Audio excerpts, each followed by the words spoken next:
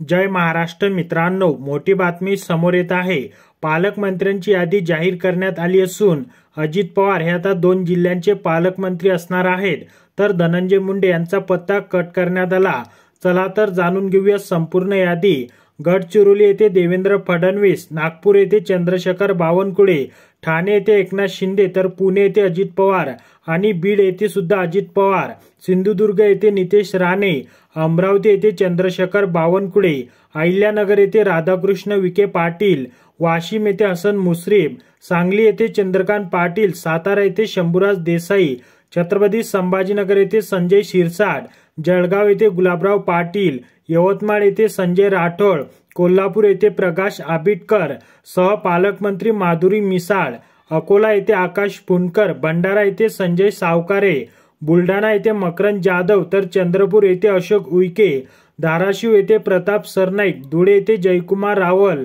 गोंदिया येथे बाबासाहेब पाटील, हिंगोली येथे नरहरी झिरवाळ, लातूर येथे शिवेंद्रसिंग भोसले, मुंबई शहर येथे एकनाथ शिंदे, मुंबई उपनगर येथे आशिष शेलार सह पालकमंत्री मंगलप्रभात लोढा, नांदेड येथे अतुल सावे, नंदुरबार येथे माणिकराव कोकाटे, नाशिक येथे गिरीश महाजन, तर पालघर येथे गणेश नाईक, परभणी येथे मेघना बोर्डीकर, तर रायगड येथे अदिती तटकरे, सिंधुदुर्ग येथे नितेश राणे, रत्नागिरी येथे उदय सामंत, सोलापूर येथे जयकुमार गोरे, तर वर्धा येथे पंकज भोयर, जालना येथे पंकजा मुंडे। तर मित्रांनो, धनंजय मुंडेंचा पत्ता कट केल्याबद्दल तुमचे काय मत आहे ते कमेंट बॉक्समध्ये नक्की व्यक्त करा।